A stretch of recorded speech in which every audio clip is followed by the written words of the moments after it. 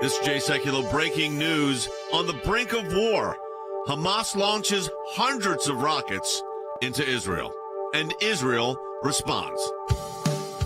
Live from Washington, D.C., Sekulow Live. Guys, we have sirens. Let's go. Phone lines are open for your questions right now. Call 1-800-684-3110. The scene here is very familiar across Ashkelon, the city in southern Israel, because the sirens will go off, and then you'll hear a lot of interceptions by Israel's missile defense system, the Iron Dome. But the Israeli military tells Fox today it's about 90% effective. It's not perfect. And now, Chief Counsel for the American Center for Law and Justice, Jay Sekulow. Hey everybody, welcome to the broadcast. Well, it's now called Operation Guardian of the Walls. The walls, of course, are the walls of Jerusalem. 500 rockets were launched at Israel since Monday evening. I haven't had to use this in 4 years, but my Red Alert app on my phone is now up. And if there are rockets being launched during the broadcast, you'll hear it go off. I'm going to leave it on for this because you need to know what's going on. An average of rocket fire is one for every 3 minutes. What's interesting is Hamas is boasting that they launched 137 rockets within 5 minutes, which means Iron Dome, which is very effective, cannot handle that amount of incoming. They say this was their biggest rocket attack yet, but Hamas is also bragging that they have a lot more. Colonel Smith, I think is important. Explain to our audience what Iron Dome is. Yeah, Iron Dome is a missile interceptor system. It's designed by the Israelis and the United States together. And when a rocket or missile is fired towards your area, they fire missiles that go up and attack, explode the missiles before they can hit. It's a very effective system. Normally, it's about 90% effective in bringing down incoming missiles and rockets. And again, as you indicated, what Hamas is trying to do is overwhelm this system by firing hundreds of rockets so that the chances are some of their rockets will get through. And indeed they are. We've had casualties in Israel. Yeah, there has been 2 women are dead because of these rocket explosions. Israel has responded. As I said, it's called Guardian of the Walls, and they have hit more than 130 targets in Gaza.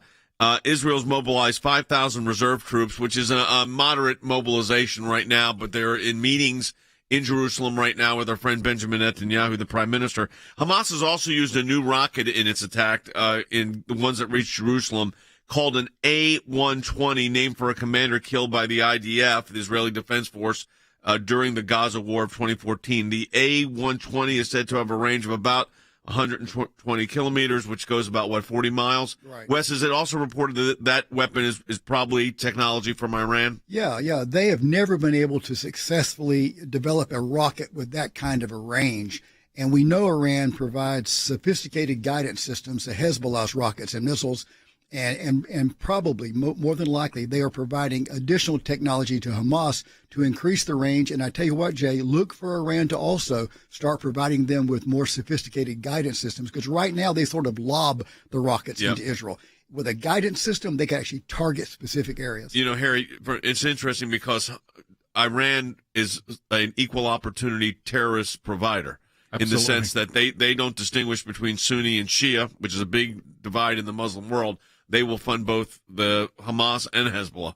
Absolutely. So Iran is a forward-looking adversary, and certainly there are internal disputes within the Muslim community, but Iran sees its long-term enemy as Israel and the United States, and so it is prepared to coalesce behind Sunnis in order to achieve its long-term objectives. All right, for our radio audience, we're going to a break. For our audience on TV and social media, we are staying live with you to give you as many updates because this is breaking as we speak, so you want to stay with us.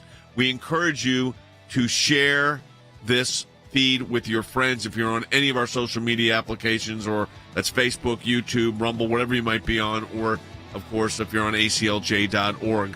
Radio audience, we'll be right back with you, and we'll get you up to date on what we talk about during this break. Support the work of the ACLJ at ACLJ.org, but if everybody would share the feed right now, that will really help get more people engaged.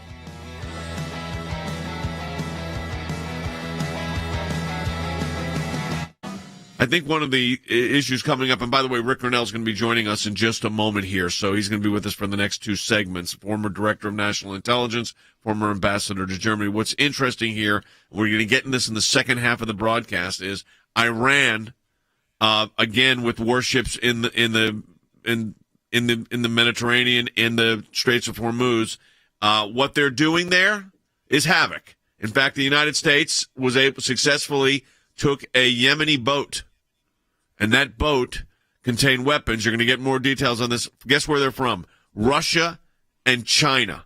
So that's what's happening on that front right now. So again, if you're watching us on any of our social media applications, I want to encourage you to share this feed right now with your friends. Very important that we stay engaged and you stay engaged, and sign up for our e-alerts, our newsletters and updates, and our social media. Like our pages on Facebook, and also at Jay Sekulow on Twitter, at Jordan Sekulow, because you need to stay engaged. This is an escalating situation. What's the tone in Washington, Than, on this right now? Yeah, Jay, some good and some bad. I mean, I think it's important to acknowledge some of the good coming out. Actually, pretty strong bipartisan support for Israel. There's a caveat we need to get here too, Jay, but I thought it was worth reading Gregory Meeks, Democrat from New York. He said Hamas's attack into Israel are terrorism. Plain and simple. It must stop immediately. So that's very good. Although I will tell you, members of the squad, this is no surprise, but members of the squad are trying to draw the moral equivalency to the extent, Jay, that get this. They are upset at President Biden for not coming out and condemning who? Israel, of course, for their acts of terrorism. So a mixed bag here on Capitol Hill. No, of course. I mean, why should we be shocked at that? By the way, again, we've got a lawsuit that we filed against the State Department on the Taylor Force Act, which involves this funding of the State Department with Hamas, with the Palestinian Authority as well. We're going to get you more details on that in court. All right, we've got Rick Grenell joining us again. If you're just coming to the broadcast, Operation Guardian of the Walls is underway in Jerusalem. More than 500 rockets have been launched at Israel since Monday evening. Israel has responded. Hamas boasts launching 137 rockets within a 5-minute period. That, by the way, does impact the effectiveness of Iron Dome, which is as Wes described, is the missile defense system that Israel has. It's very sophisticated, but when you got 137 rockets coming in that short of a period of time, makes it difficult. Rick Grenell is Senior Advisor to the ACLJ, former Acting Director of National Intelligence and Ambassador to Germany. Rick, what's your read on the situation? First of all, let's just remind people that if we had seen rocket attacks or terrorist attacks coming from Mexico or Canada, how would the Americans respond? How would the American government respond? We would be unequivocal. That wouldn't happen for more than a couple of minutes before we would stop it. And so let's put it in perspective on what's happening and make sure that we're supporting Israel. There's a lot of talk about what goes on in the Palestinian territories and who's in control. And this Biden administration has just brought those leaders to the table. We've given them money. We've included them like never before at the UN. And look what they're doing in response. They're certainly not making it easy for themselves. And let's also remember that they were offered a very good deal under the Abraham Accords by Jared Kushner and his team. And the Palestinian leaders rejected all of that. And so their response after rejecting all sorts of peace deals, economic deals, has been now to resort back to terror. It's interesting here, Rick, because Iran is also at the table, and Wes Smith can address this, Colonel Smith.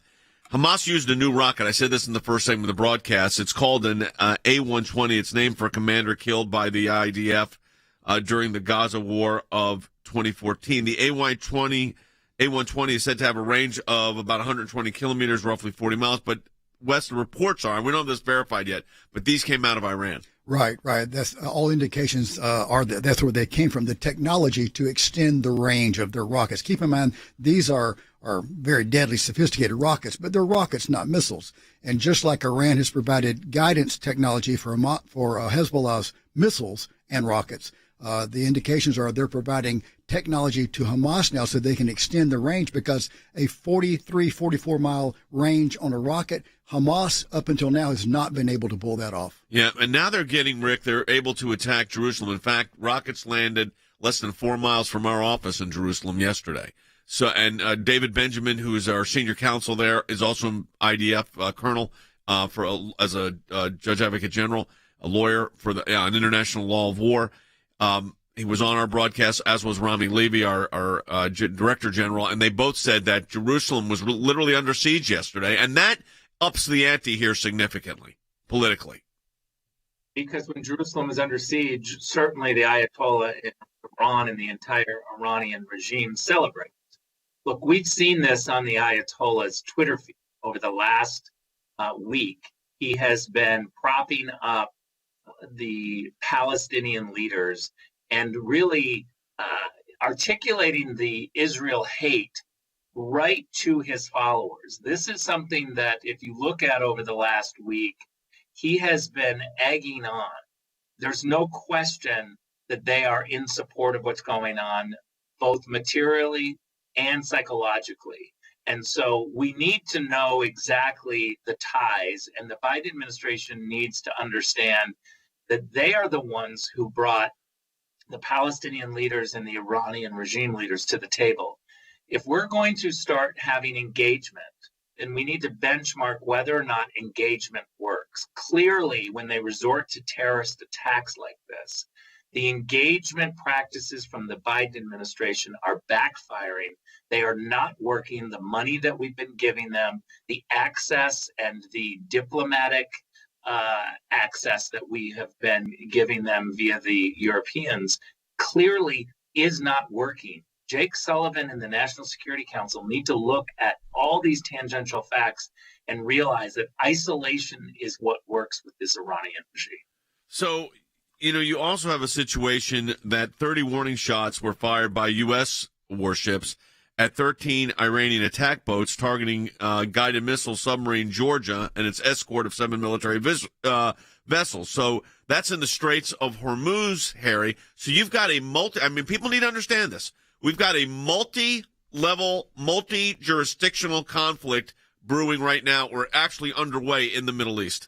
Absolutely. And it's imperative to keep in mind that Iran, along with the Palestinians, have essentially rejected the Abraham Accords. And Iran continues to expand its aggression through allies in the Middle East. And so I think this move by the U.S. Navy is an important move, but it underscores, I think, the risk in caving to Iran. By caving to Iran, by providing them with financial resources, we are fueling terror ultimately. I'm letting you hear right now on our radio audience, you can hear red alerts. That means right now there are missiles being launched or have been launched against Israel. In fact, I will know where it has been in that usually takes a minute. Kfar Aza, so it's near the Gaza border is where those are coming up. I haven't had to play that, Rick. I used to keep that on our radio broadcasts all the time for decades. And then in the last 4 years, I did not have to use it because this wasn't happening. So a change of administrations and a change of policy has direct consequences for the people in Israel. There is no question about it. And I keep harping on this point, but Jay, it is worth talking about. The Biden administration has been given money to the Palestinian Authority leaders. They have engaged with them. They brought them in, and look what the response is. I don't understand how our leaders in Washington cannot see whether or not the engagement policies work or not. It's just beyond comprehension that they cannot see that it gets worse as you provide money to the Palestinian Authority and as you engage with Iran. This is something that we need to articulate, and the Israelis certainly are feeling the brunt of a bad, weak Biden policy. Yeah, it's interesting because Andrew Yang, who's running for a Democrat, ran for president, is running for governor mayor of New York City said, I'm standing with the people of Israel who are coming under bombardment attacks and condemn the Hamas terrorists. The people of New York City will always stand with our brothers and sisters in Israel who face down terrorism and persevere. Ilhan Omar, however, of course, why shocking here, many will tell you Israel has a right to defend itself to safety and security, but are silent on whether the Palestinians have those rights too. Until we defend the rights of Palestinians just as we do Israelis, we have no leg to stand on when it comes to justice or peace. Can anybody tell me what rocket Israel launched into Gaza before this started? Or was it Hamas launching into Israel, which it always is? So Hamas used an excuse of an issue in Jerusalem on a neighborhood to start an air bombardment, a missile fire, rocket fire, I should say, to be precise. So there is no moral equivalency. Go ahead, Rick. There is no question, and there is no moral equivalency as you're saying. But also, let's remember, we hear a lot of criticism, certainly from congressional leaders like Ilhan Omar, that the Palestinian Authority, the leaders in the Palestinian territories don't have the same equipment as Israel. We constantly hear that. But let me just make one point. The Palestinian Authority does have the ability to have a system in place that is just like the dome. And the system is don't fire on Israel and you won't be fired upon by Israel. There is no question that you can be secure. You can be assured that no one is going to fire rockets into your territory if you don't start first.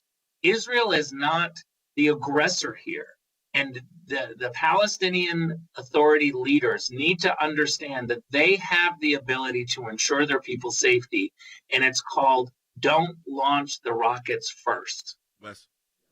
And as is usual with the Palestinians, Rick, no good deed goes unpunished. The backdrop of this was there's a pending court case about neighborhoods that you mentioned in East Jerusalem and who the land actually belongs to. And it was also Jerusalem Day, a holiday in Israel.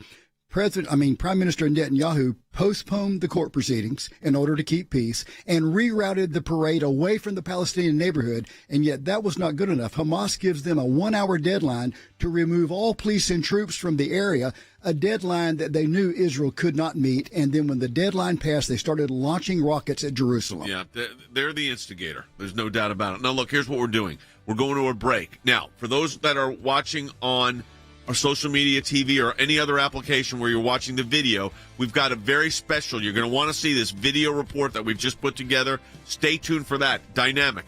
Then Rick Grenell is going to stay with us for another segment as we continue to address this unfolding situation that's going on in Israel right now. And don't forget, support the work of the ACLJ. Keeps us broadcast on the air, keeps us fighting, keeps you informed. ACLJ.org. But stay tuned, folks, and share this feed on Facebook.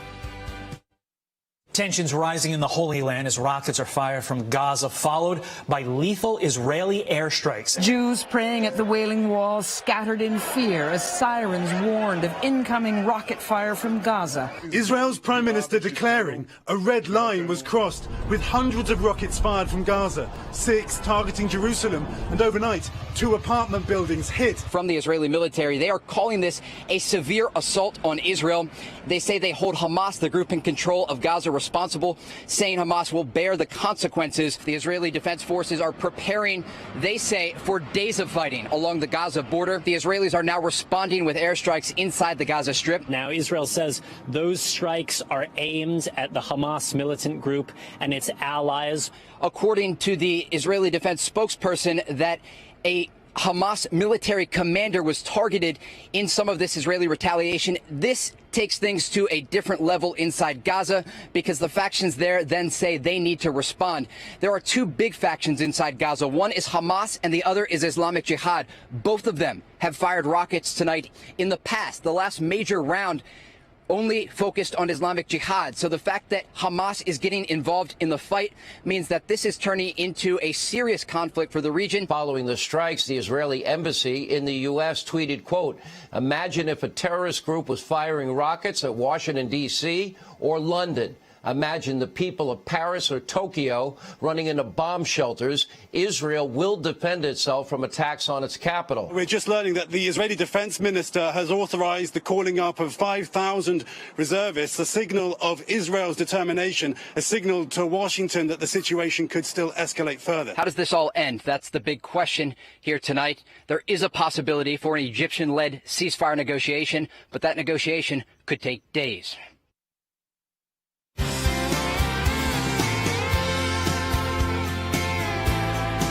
You know, if you're just joining us, so you've got 500 missiles, rockets fired into Israel since yesterday evening. Israel has responded. They have responded by also operating a new operation called Operation Guardian of the Walls. The walls, of course, are the walls of Jerusalem. Rockets are landing in Jerusalem. A number of them landed within 4 miles of our office. The average rate of rocket fire is 1 every 3 minutes. They did launch, Hamas boasted that they could launch 137 rockets within a 5-minute period, which puts Operation Iron Dome at its maximum capacity. Rick Grenell is with us, of course, our senior advisor here at the ACLJ on our team. We just got a tweet from your friend Zara from Iran. And this is what he says. The attack on Al-Aqsa Mosque and the killing of worshipers is the greatest evidence of the racist criminal nature of the usurping entity. They don't even like saying the word Israel, which has always been the main cause of insecurity and instability in the region. There is only one fair solution to the Palestinian issue, which is to refer it to the will of the people of this land and to refer it to a popular referendum. Iran, of course, had to get their 2 cents into this because not only are they supplying the weapons, they're propelling, they're the fuel to propagate this. They're trying to, they conflate issues of security internally in Israel in a neighborhood at the Al-Aqsa Mosque where the Palestinian Authority was asking for the Israeli security to be removed, which is absurd if you've ever been up there. That would be absurd. Let me just put it that way. But now you've got Iran right in the middle of this. Look, Jay, I'm going to read to you what the Ayatollah, who is the leader of the Iranian regime, what he, 4 days ago, he said the Palestinian fighters must continue their legitimate, morally correct fight against the usurpian regime until it is forced to submit to a referendum being conducted. Just hours ago, he's tweeting about Israel not being a real country. So I don't understand why we're allowing this type of rhetoric to go on Twitter, for one. Why are we allowing this regime to be at the UN and to serve legitimately on UN committees? This violates basic Twitter rules. This violates what the left always talks about in terms of woke culture and safe spaces, but yet they're allowed to run for offices at the UN. This is clearly being fanned and pushed by the Iranian regime. And I also want to be very clear that when we talk about the Iranian regime, it's not the Iranian people. Exactly. Iranian people are very good people who are being really victimized by their regime. We have to remember that in the United States. We cannot give aid and comfort to the Iranian regime when it continues to put people, their basic freedoms at risk. These Iranian regime individuals are on Twitter, but Iranian people are not allowed to be on Twitter. They're not allowed to use the internet. Yeah, it's interesting because we know of people, including former president of the United States, banned from Twitter, and yet the Ayatollah, who is wreaking havoc and killed millions and suppresses his people, is given a free reign. I mean, in Washington, this should show the absurdity of some of what big tech's allowing here. I mean, that is when you think about that for a moment, it is really absurd. Well, there's always a double standard there, Jay. And look, I'd love to get Rick's thoughts on this because there's clearly a deeper divide inside the Democrat Party on this issue of whether or not we're going to stand by our ally Israel. We mentioned earlier in the broadcast some strong comments from some Democrat members, Senator Rosen, Congressman Hoyer, Congressman Meeks, but then you had the squad coming out and trying to draw this moral equivalency. I have my own theories on this, but Jay, I think it lends itself to a question of who is the Biden administration listening to. Rick mentioned that they're still giving funds. I think it's a clear indication that the squad has the ear of the White House more than some of these more reasonable members of the Democrat Party. As Rick, maybe I could ask that of you if I could, Jay. Is that your read of this? Do you think that the White House is listening to the squad members? I think at this point, the White House doesn't know what to do because they view all foreign policy issues as domestic policy. And that's the big mistake. They cannot talk tough on China. They continue to say Russia, Russia, Russia. They cannot call out the Iranian regime because what they're trying to do is placate the far left of their party. So yes, Ilhan Omar, all of the squad members are the ones who are scaring Jake Sullivan and Nancy Pelosi and Joe Biden and Kamala Harris into silence, and they want to let this play out. But you do have people like, let's remember Senator Bob Menendez, yes, who is very tough on Iran, is a very good member of the Democratic Party. He's an expert on foreign policy. And so I think that they should be listening to Bob Menendez and some of their other leaders that clearly have stepped out, like Andrew Yang. Yeah, there are people yes, that are warning. I read Andrew Yang's tweet, which I'll read again. It says, I'm standing with the people of Israel who are coming under bombardment attacks and condemn the Hamas terrorists. The people of New York City will always stand with their brothers and sisters in Israel who face down terrorism and persevere. I don't like calling them the squad, by the way. I'll tell you why. That's like giving it, it's like propping it up as if there's something. Let me tell you what they are. Radical leftist members of Congress that have an anti-Semitic, anti-Israel agenda. That's just to start. So Ilhan Omar or I'm losing the name of the other one, but Ilhan Omar kind of leads the pack. Yeah, leads the pack. Everything they say is going to be anti-Israel. Why don't the Palestinians have an Iron Dome? I've got a question. Why doesn't Hamas stop firing indiscriminate rockets at civilians in Israel? That may be a good way to start your national security. Did you have to worry about that the last 4 years, Gaza? Did you have to worry about Israel shooting in rockets in response to your rockets? No, you didn't. You know why? Because there was a leader in the White House that had a clear policy and had people like Rick Grenell and Mike Pompeo implementing those policies. So they didn't get pushed around. Strength. What the Israelis said was right. When you're dealing with adversaries like this, they understand one thing: power. Now, diplomacy can be power, so long as behind that diplomacy is strength. And, Rick, what I think is lacking right now is any clear policy and strength. Both of them are missing. Well, let's also remember the boss is in his 15th year, his 4-year term.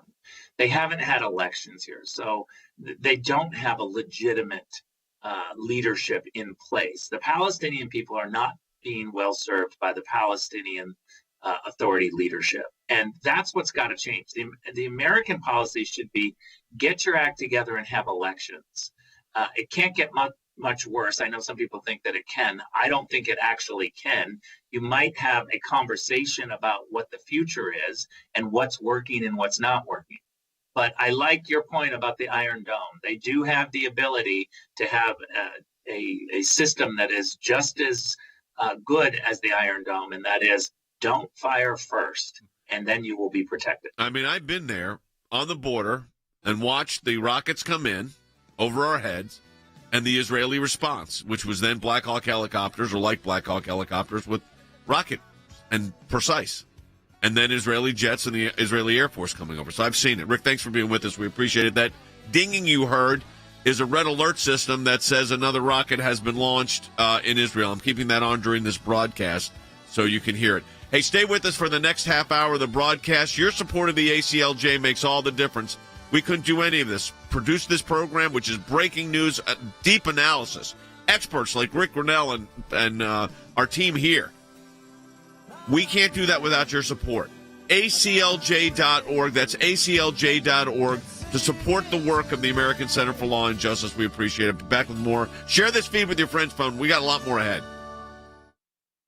Because of your support, because of the support of every member of the ACLJ, one of the practice areas that we've been able to develop is Freedom of Information Act requests, or FOIA requests. It's thousands of pages of paper, and in those thousands of pages of paper, you usually find a nugget. Government agencies acting out of control. We have exposed that in our FOIA litigation, and we do that every day that we bring these cases. It is your statutory right as an American citizen to have access to documents that reveal how the government is functioning, how your government is functioning. We took it to the IRS.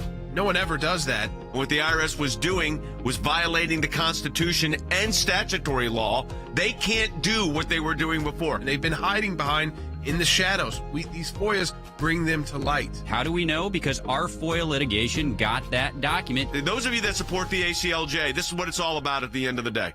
Think we haven't been on this, folks? We've been on it. Live from Washington, D.C., Sekulow Live. And now, Chief Counsel for the American Center for Law and Justice, Jay Sekulow. Well, the region's on fire. I hate to say it that way because who wants to hear that, but it's true. Israel has now launched Operation Guardian of the Walls, and that's because more than 500 rockets have been launched at Israel since month, primarily from Gaza. So that's where it's come from. They're averaging about one every 3 minutes, but Hamas is boasting that they could launch 137 rockets in a 5-year period, which overwhelms the Iron Dome defense system. Hamas also says that they are prepared to increase their weaponry, which we know that. They have an A-120, which is out of, looks like, Iran. At the same time, U.S. warships fired 30 warning shots at 13 Iranian attack boats targeting guided missile submarine Georgia and its escort of 7 military vessels in the Straits of Hormuz. Now, as I said, 30 warning shots were fired. And then, in another act by our United States Navy, they seized a group of weapons aboard a ship in the Arabian Sea bound for Yemen, it appears. And those weapons, including not only machine guns, assault weapons, but also anti-aircraft and tank-to-tank, were captured in the Arabian Sea. Looks like they were going to the Houthi rebels. Guess, and there's a picture of it on our screen. And guess who was the manufacturer of those weapons? Russia and China. Wes, what does that tell us? Yeah, what we're having is... This is all happening at the same time, folks, in a very small region of the world. Yeah, and since the presidential election. Yeah. We have the confluence of our adversaries. Think about it. You've got Russia and Chinese weapons on a ship from Iran bound for Yemen to the Houthi rebels. The Houthi rebels, who, by the way, target civilians in Saudi Arabia. And of course, you've got Hamas targeting civilians in Israel itself. That's the thing about this conflict in Israel that is so telling. While Israel does everything possible to avoid civilian casualties, Hamas deliberately targets civilians. And Hamas just today told Egyptian officials who are trying to broker a ceasefire that they have no interest in negotiations or a ceasefire, and that all previous agreements about peace with Israel have now been abandoned. I mean, this is like an epidemic of insanity has settled upon the Middle East. And again, it's a perception, I think, of weakness in the new U.S. administration. Yeah, weak policy. Policy. They think we will not respond strongly, and guess what? We probably won't. Probably not. Ilyana Omar, Israeli airstrikes killing civilian. By the way, that sound going off right now is another attack, another rocket launched in Israel. That was just moments ago. That's going on right now. It's called Red Alert. I have it on my phone. Haven't had to use it in the last 4 years. I had to reactivate it because you hadn't had this problem in the last 4 years. But guess what? The new sheriff in town is really not corralling the West. And the Wild West is what the Middle East, unfortunately, is like right now. Ilyana Omar said that Israeli airstrikes kill civilians in Gaza. It's an act of terrorism. Palestinians deserve protection. Unlike Israel, missile defense programs such as Iron Domes, they don't exist to protect Palestinian civilians. It's unconscionable to condemn these attacks on the week of Eid, which is a Muslim celebration. That's interesting, except if Hamas did not launch the rockets, you wouldn't be getting them in return. And this moral equivalency is absurd. And, Logan, you mentioned that with some of the churches that are going on right now, but this is another example of this, coming out of a member of Congress. Oh, the Palestinians don't have Iron Dome. Don't fire rockets into your neighbor. Might be a good way to start. Don't launch rockets and missiles into your neighbors because of a land dispute in a court in East Jerusalem. Any excuse to launch. You know what, though? When the Israelis start naming operations, usually not a good sign for the Palestinian Authority. No, absolutely not. And hey, we're going to take some phone calls coming up in the next couple segments. Right now, 1-800-684-3110. Phone lines are open. 1-800-684-3110. Have your voice heard on the air today. Thousands of you are watching right now on Facebook. Thousands of you are watching right now on YouTube. Here's what I want you to do. If you're on Facebook, click that share button. I want you to click share. Make sure you like the post, comment, but share. Because more people see this all day. Hundreds of thousands of people will see it all day. If you are watching on YouTube, simply, easy way to support, just hit that thumbs up. Make sure you're subscribed. Make sure that you get notifications. You may be brand new to this show. We do this every day. Make sure you hit that thumbs up. It helps get it into more people. That's how the algorithm business works. We'll be right back with more on Sekulow.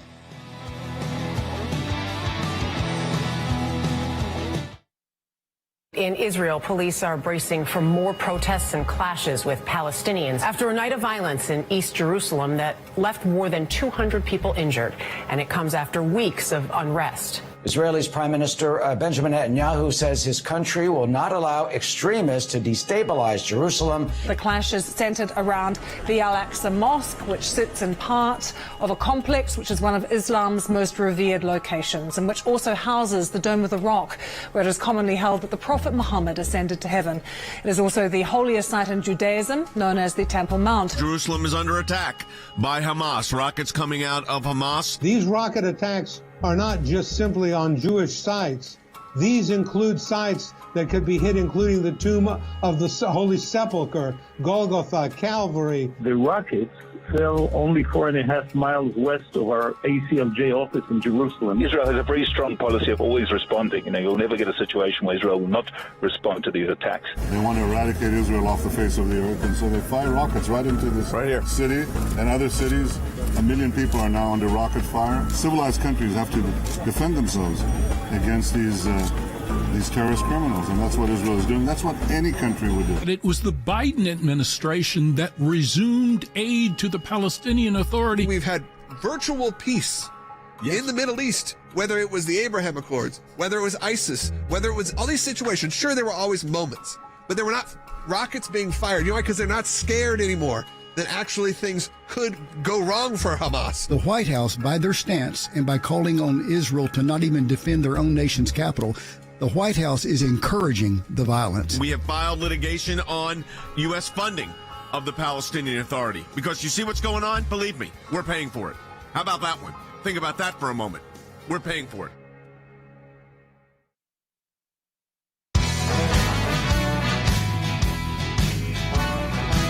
Washington, D.C., and check in with Van Bennett to see what the reaction is. I mean, we've got Andrew Yang's statement and Ilhan Omar's. What are there any other Democrats coming out? Andrew Yang did. He's not a member of Congress, of course, supporting Israel. What are you hearing? Yeah, there are a few, Jay. I mean, first of all, on the Republican side of the aisle, I think it's important to acknowledge that some of the stalwarts on this have spoken out. Senator Rubio, Leader McCarthy, Congressman Jordan, and a whole line of others coming quickly to the defense of Israel, as the United States of America should. On the other side, Jay, I mean, let's just put it candidly. There is a deep divide on Capitol Hill inside the Democrat Party. You had Senators Rosen and Menendez come out strongly in favor of Israel and their right to defend themselves. You had Congressman Meeks and Congressman Hoyer do the same thing. But then, Jay, you did have Ilhan Omar, Rashida Tlaib, Alexandria Ocasio-Cortez, and others. To me, their criticism of Israel in this, what was most marked, Jay, is that they were upset with President Biden for not coming out and condemning Israel. And we have seen largely silence from the administration. So to me, it signals that while there's a divide on Capitol Hill inside the Democrat Party, I'm not so sure there's a divide down the street. It seems to me that President Biden is listening to Rashida Tlaib over Marco Rubio. Let's put it that way. Let's listen to Rashida Tlaib, because here's what she said on MSNBC yesterday. We need to stop and look at the fact that our own country is enabling it with billions of dollars every year being issued to Israel, even though they are promoting racism and dehumanization. I want you to, I'm going to read what she said. You just heard it. I'm going to read it. She said, we need to stop and look at the fact that our own country, that's the United States, is enabling it with billions of dollars every year being issued to Israel. She didn't mention the billions of dollars going to the Palestinian Authority, which ends up in the coffers of of Mahmoud Abbas and not the Palestinian people, even though they are promoting racism and dehumanization. Now, I want you to think about this for a moment. Who launched what into whom? How did this start? Where did the first rocket come from? Well, it came from Iran, actually. That's where it came from. It came from Iran. And then it was shipped, not interdicted, not stopped, as they just did in the Straits of Hormuz. And then what happened? And those were only made by China and Russia. And then they end up in the hands of Hamas, who now see that there's a legal dispute over a probably 5 miles of property in East Jerusalem that's in court, and they say, let's start a war over it. And the Israelis suffer first day, and then as the Israelis do, they name it. As soon as they name the operation, buckle your seatbelts, folks. But this idea that Israel is dehumanizing, Hamas is targeting civilians, their own civilians. They use hospitals and schools as launching points for the rockets.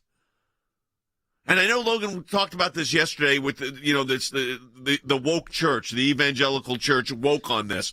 Wake up is what you need to do and actually know the facts. Yeah, actually see what's actually happening over there. And this is something we should touch on briefly. I'm not sure if did we bring this up on the air already or no? Because this is just breaking right now. So Hamas has put out a statement, because they are. I mean, you think of these organizations not as people putting out press releases. They're putting out a press release claiming that today it says Hamas threatens rocket barrage at Tel Aviv if Israel airstrikes continue. And here's what they've said. This is coming from I-24, which is Israeli news, essentially, is what you're looking at. The Hamas military wing spokesman issued a threat to Israel on Tuesday, saying the group could fire a rocket at Tel Aviv. And they added with exceeded what happened in Ashkelon, is what they will do. So already threatening more if this proceeds, now threatening Tel Aviv. So we're seeing that continually. So you've got Jerusalem, which is the governmental center and the heart of Israel. You need to understand. Tel Aviv, do we have a map we can put up Tel in a moment? Aviv is like the New York City. That's exactly right. That's what I was going to say. Jerusalem is the old town, but it's also, like I said, it's the spiritual capital. But then Tel Aviv is where the people live. Is where people are. Yeah. I mean, not that people don't live in Jerusalem, they do, but Tel Aviv is like New York City. And, I mean, obviously smaller. But, Wes, these kind of statements show this escalation. Oh, absolutely. This has the potential, the probability it's going to be a long conflict, because Hamas has already said they're not interested in stopping it or in negotiating. They are continuing to target civilians. And Congresswoman Tlaib gets on my last nerve. She complains about billions of dollars going to Israel, doesn't mention the billions of dollars that not only go to the Palestinians, but that are frequently stolen and put into the bank accounts of the Palestinian leaders. And in the meantime, the Democrats under President Obama gave Iran billions of dollars, and we're about to give them billions more with the renewal of the JCPOA. And what does Iran do? They help provide the missiles and the rockets for Hamas and Hezbollah. But somehow that's off her radar. Let me remind, though, for history's sake, even though Andy's not here today, our historian, but let me give you a little history. The history of the Arab-Israeli conflicts. Let's start way back. You can go back to biblical times. Doesn't usually end so well for the adversary. But let's take it to modern times. I'm trying to think of one war where at the end of the war, Israel surrendered. Let me think. None. Every time they were attacked by Arab forces, the Israelis prevailed since 1948. Now, here's the problem that Hamas and Iran have. Guess who the allies of Israel now? Those same forces that attacked Israel in 68 and in 73? In the Yom Kippur War, they are now Israel's allies. Real allies. Close economic allies, security allies, military allies. So this is a zero-sum game, Harry, for Hamas. They know it. They do not prevail. Absolutely. So Israel has faced literally decades of attacks by its enemies. And every time Israel has prevailed, in part because they are led, at least in spirit, by what Moshe Dayan said during one war, that the road that leads from Cairo to Tel Aviv leads from Tel Aviv to Cairo. And so I think at the end of the day, the Palestinian people are being ill-served by their leaders who continue to lead them down a garden path of attacking Israel and Israel will respond.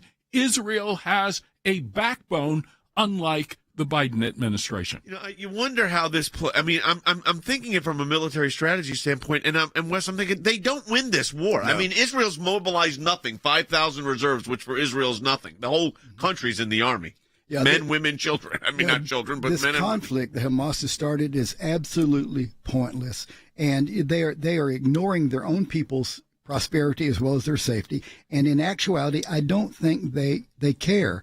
They're on an initiative. Their initiative is during this change of U.S. administrations and all that's going on in the world, they're looking for new support and new sympathy, which they will get from the left-wing people, not only in the U.S. but around the world. But it's pointless. They cannot prevail in this. They know they cannot prevail.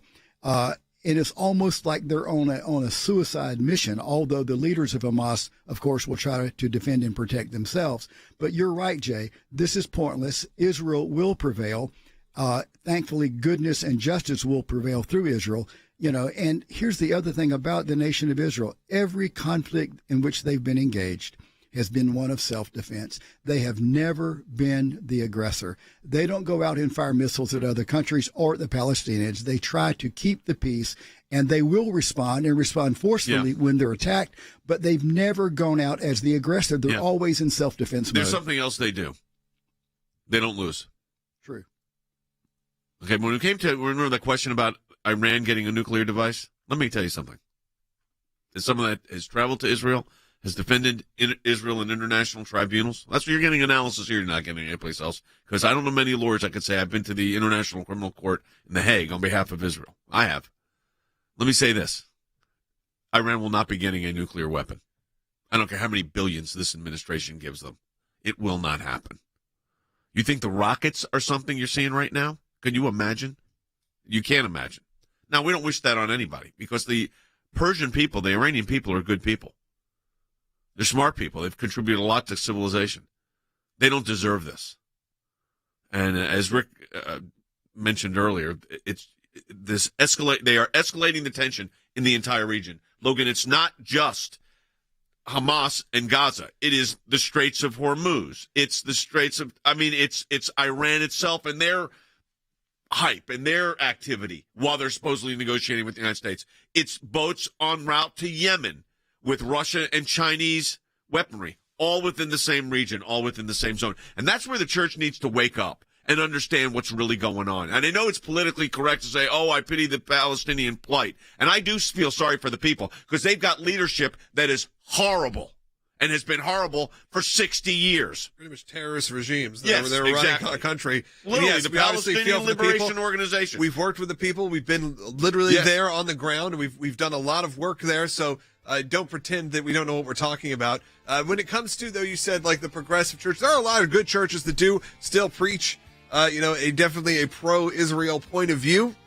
But we are seeing that become less and less. Yep. Either Israel's no longer a topic, just like life is no longer a topic, or it's taking a completely different, like you said, a pseudo-fake humanitarian point of view that's supposed to look like look how good we are, look how much better the things are that we do, but in reality is really bowing to terrorism. Exactly. And they just don't know. It's a bunch of ignorant people. Yeah, so here's what we're going to do. You're not going to be ignorant, and we're not taking a break if you're watching us on Facebook or any of our social media applications. So stay tuned. We've got a lot more. So, Logan, let everybody share it with their friends. That's really important right now. Share if you're on Facebook, like if you're on YouTube. Call us now to get on the line.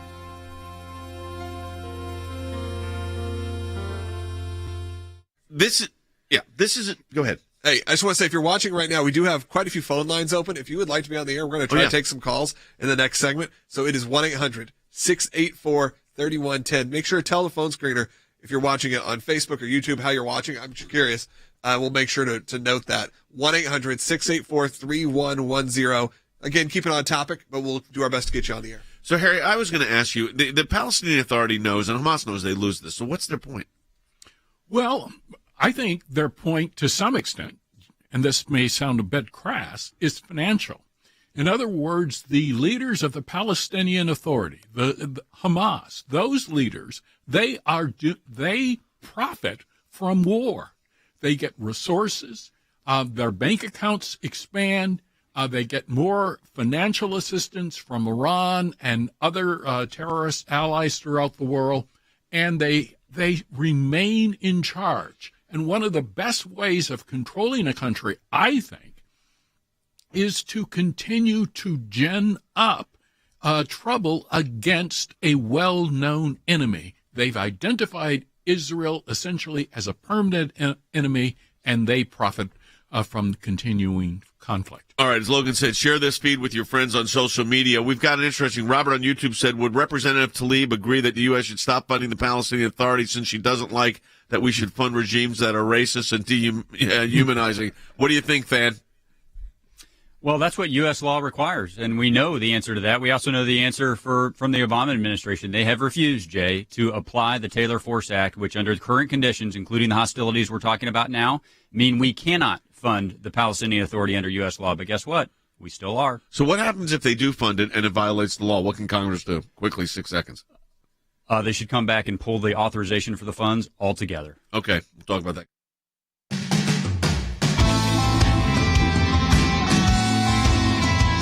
Michael on YouTube says, if rockets came from Iran, would that be considered an act of war against Israel? Well, probably not technically, although it is certainly an act of aggression, I would think. Yeah, it's certainly an act of aggression. I mean, Israel has got justification for defensive actions here. Iran always looks for plausible deniability. They use their proxies. You assume they're guilty because they are. I mean, this is just fact. All right, let's go. We got calls coming in, so let's take some calls. Go to Nick in New York on line 2 is watching on YouTube. Nick, welcome. Hey, Nick. How you doing? Great. My question is, do you guys see this going further into warfare? And if so, do you think that the help from the quote-unquote Biden administration would be helpful, or do you think it would end up making everything worse if for some reason they do feel the need to step in? No, look, first of all, Nick, great question. I'll tell you this. This is my sense, and we'll go around the horn here, but once the Israelis names a military action and give it a name, this one's called Operation Guardian of the Walls. I was involved in Operation Cast Lead, so was Jordan. We were there for it. In fact, I've got cufflinks that have the cast lead in them from the rockets that landed 50 yards from us. That was Operation Cast Lead, also in Gaza. It's now named Operation Guardian of the Walls. Generally, when that happens, Colonel Smith, you're in an escalating environment. Yeah, and to answer Nick's question, Israel does not need any help militarily to win this conflict or almost any conflict in which they'd be engaged. So they don't need our help there. What the Biden administration could do to help them would be to give them moral and verbal support and not criticize them when they're trying to simply defend their country from a hostile attack. And as we're talking, you're hearing it.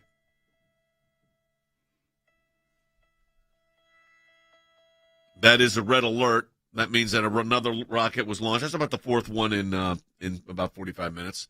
So that's slowing down for them, actually. I mean, but that's going into civilian land. That's an alert system that does that. So, I think that's a valid question. During the break, we raised a question that Robert raised on YouTube. Would Representative Tlaib agree that U.S. should stop funding the Palestinian Authority? And Than, you had a because of their actions, you had a very interesting take on that, an important take.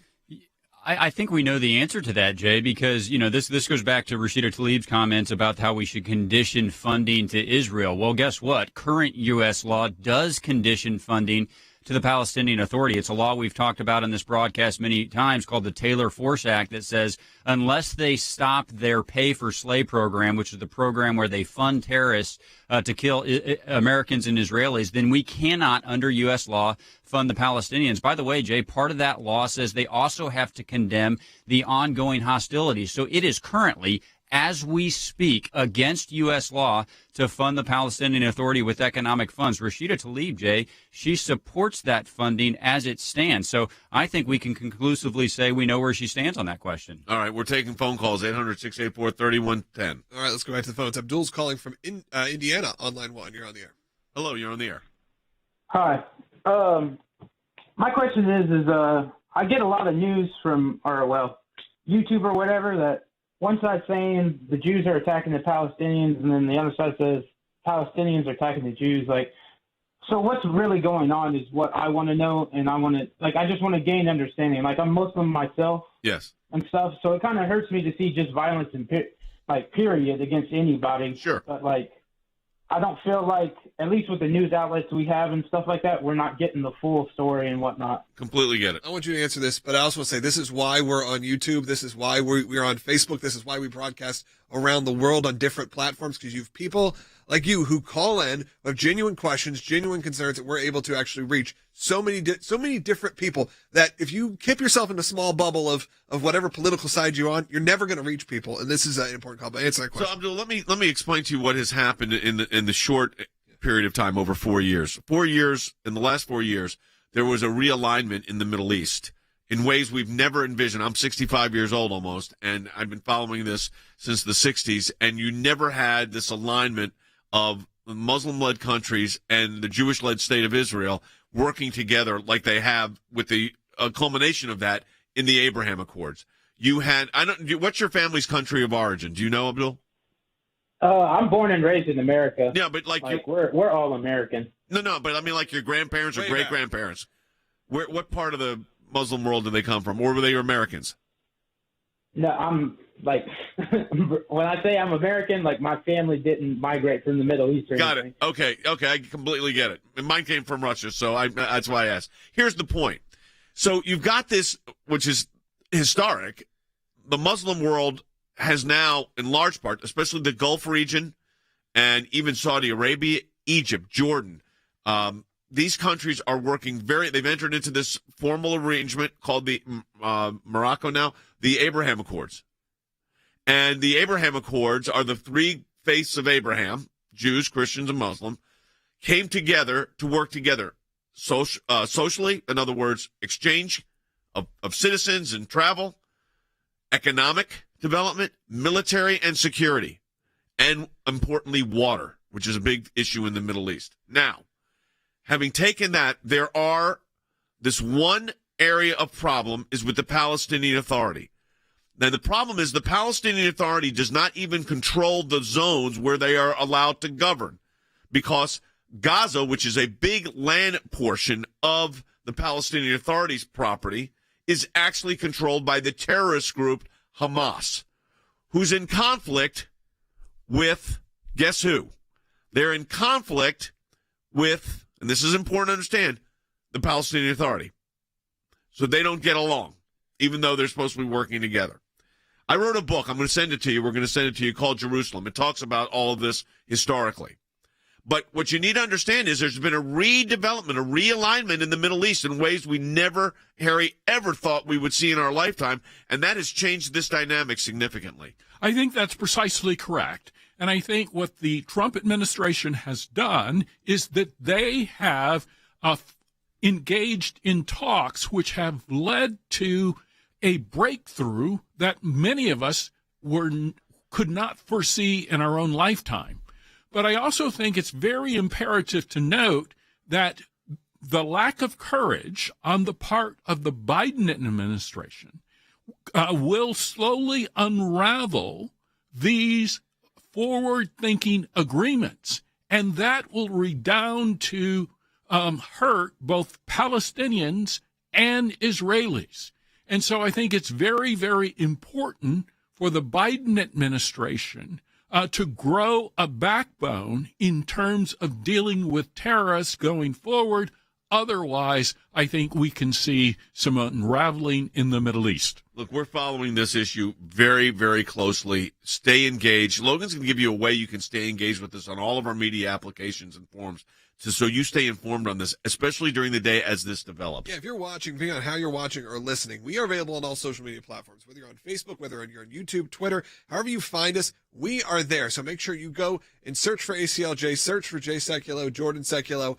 Find the content we put out every day. Also, incredible blogs at aclj.org. Great content you'll find there each and every day. Brand new material that we put out, as well as obviously this daily broadcast. If you're new, if you're watching online, if thousands of you are watching right now because of the breaking news out of Israel, I encourage you to subscribe. If you're watching on YouTube, click that subscribe button right now. Make sure you turn the notifications on. We're on each and every weekday from whatever hour you're in right now. We're live right now, and we do this again each and every weekday. So find us there.